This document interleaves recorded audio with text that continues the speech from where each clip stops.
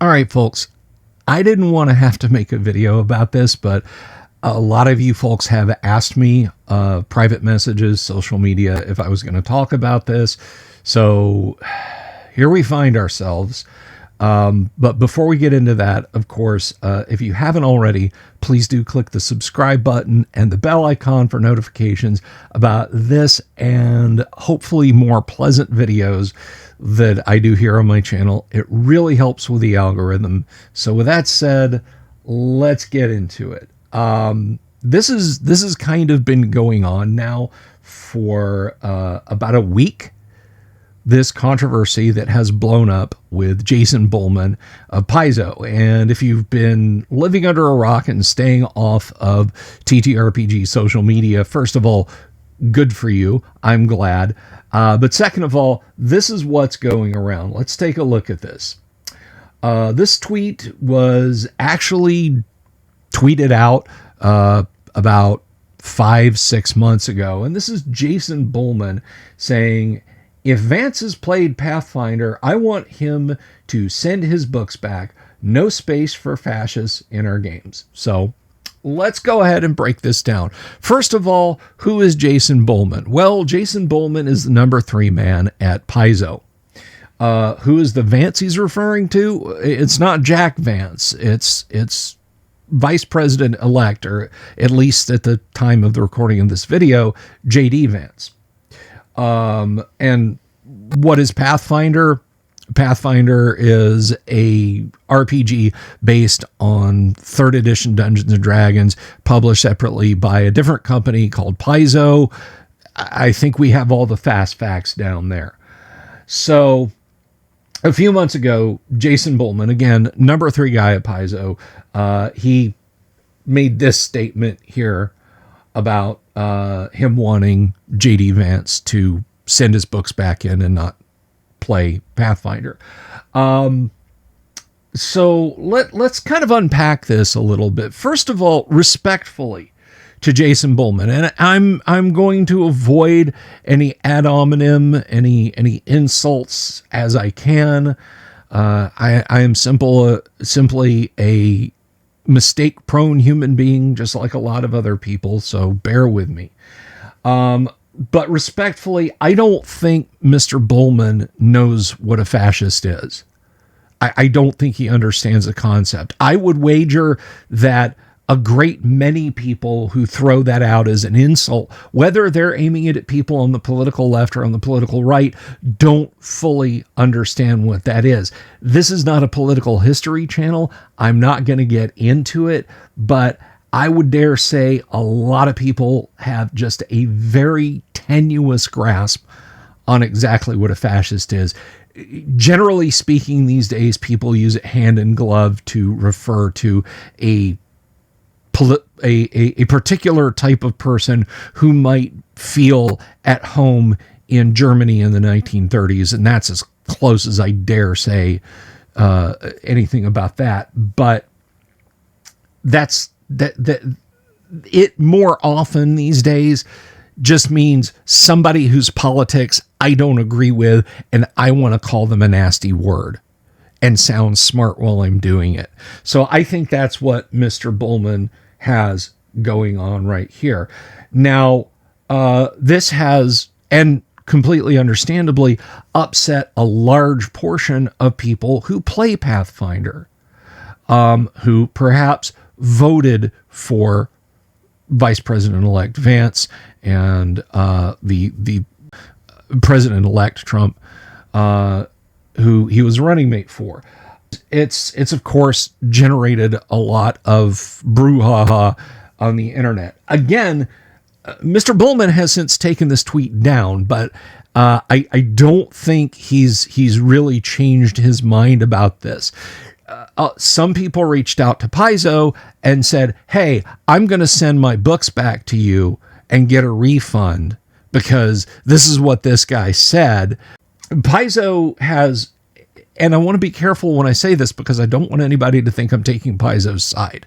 I'm not. And I'm certainly not pulling the horrible meme of step away from the multi-billion-dollar company. But Paizo has taken the point of view, they pleaded the first, if you will, saying that they value freedom of speech among their employees. And they're absolutely welcome to do that as well. The freedom of speech is an absolutely sacred right for Americans to engage in. When we engage in discourse of any kind, be it political or otherwise, it's really important that we honor and respect that.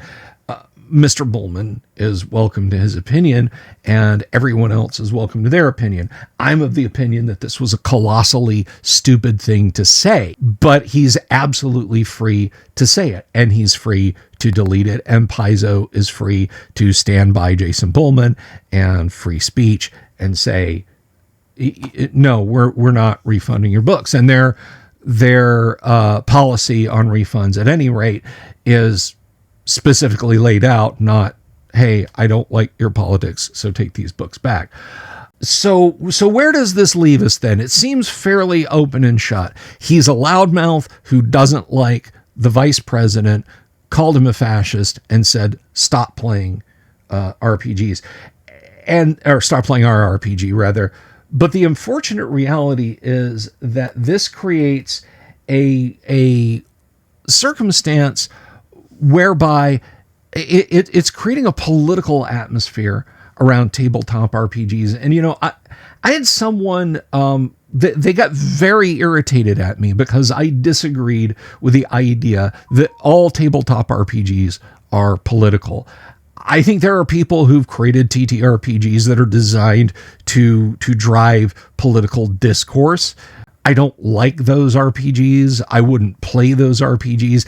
And I also vehemently disagree with the idea that all RPGs are political, that you can't ignore politics and play an RPG because, no, it's the real world. It's that game is reflecting the views and mores of the real world, and you have to take that into consideration, and so on and et cetera. And the angle that other people have come at me with is, well, RPGs are art and all art is political. And that's something I also disagree with. RPGs are not art. RPGs contain art. RPGs can be artistic endeavors, but once they're out there, they're utility books. Okay. If RPGs are art, so is the user manual for my new washing machine. If RPGs are art, then so is the design of my my mechanical keyboard over on my editing PC. RPGs are not art. They can entail art. They certainly do. Beautiful art. I can honestly say that most every RPG I've seen has at the very least had competent, better than I could do visual art in it. The layout of the books, the design of the books, all of that can entail art.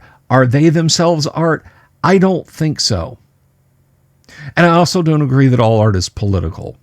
So if you follow me on Twitter, you'll see on my Twitter bio that it says first edition advanced Dungeons and Dragons only, no politics.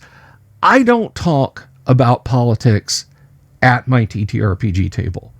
I have an 11-person first edition AD&D group that I run on Monday nights, and I promise you, we all come from vastly different walks of life in terms of our attitudes towards things, how we were raised, political points of view. And for 3 hours every Monday night, we switch all that off, and we're all just friends playing a TTRPG. Which is how it should be.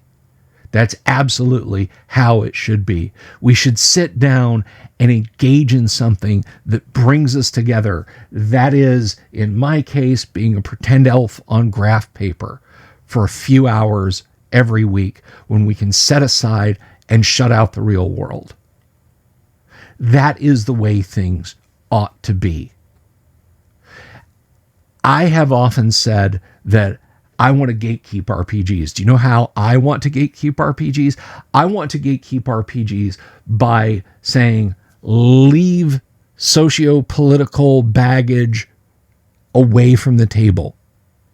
If you can put that down outside the door and come down and sit down and play a superhero, a mighty warrior or clever wizard, a world weary giant robot mech pilot, clever debonair spy, or anything else for just a few hours, then gosh darn it, come and sit down and play. But if you think that this is the arena to drive any political point of view, left or right, then I'm sorry.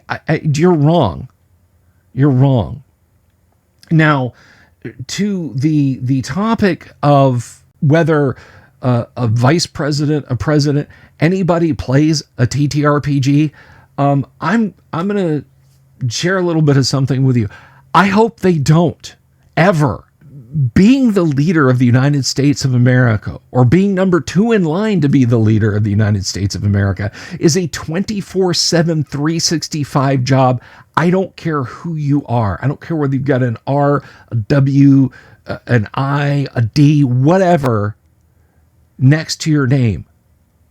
I want you to spend the time you're not sleeping, eating, or indisposed in the lavatory focusing on steering the fate, but the most powerful country in the world. I don't want you to be worried about how many hit points you've got, or do you have a potion of healing left. Any of you, regardless of whether they're in the incoming administration, the outgoing administration. As for Mr. Bulmahn himself, again, let me make a statement and direct this straight to Jason Bulmahn. Jason, I don't agree with your point of view on this matter. You and I might not see eye to eye a lot on TTRPGs. I have actually played Pathfinder for like a 6 or 8 week campaign, and it was dumb fun. I had a lot of silly fun playing it. So I'm not even going to bag on Pathfinder. I had a couple of people helping me along there navigate their very math dense rules. But Jason, if I ran a game at a con and you wanted to play some first edition AD&D or some OD&D, I would hope you'd stop by the table if I had an opening and we could sit down and game together. I would do that without flinching, because gaming should bring us together, not further divide us. I hope I've made myself clear on that, guys, but you tell me what you think. Leave a comment down below and just let me know what you think about this whole brouhaha. I've said what I was going to say on it, or at least I thought I had on the live stream the other night, but I did have a few people asking me, I hope you're happy. I hope you're happy. They were asking me what I thought about it, and that's it. So if you like this video, please give it a thumbs up, leave a comment down below, tell me what you liked about it. I won't say, and I'll do more of it, because honestly, I don't want to do these kind of videos where we kind of have to delve into this. If there's going to be a major upset in tabletop RPG, absolutely I'm going to cover it. But I just feel like this kind of thing only serves to corrode when we should look at things that strengthen. We should look at the commonalities, not the differences. So thank you very much for watching, guys. And hey, listen, whether you're playing original D&D, 1st, 2nd, 3rd, 4th, 5th, 2024, or Pathfinder, I hope your D20 rolls are all nat 20s. Peace.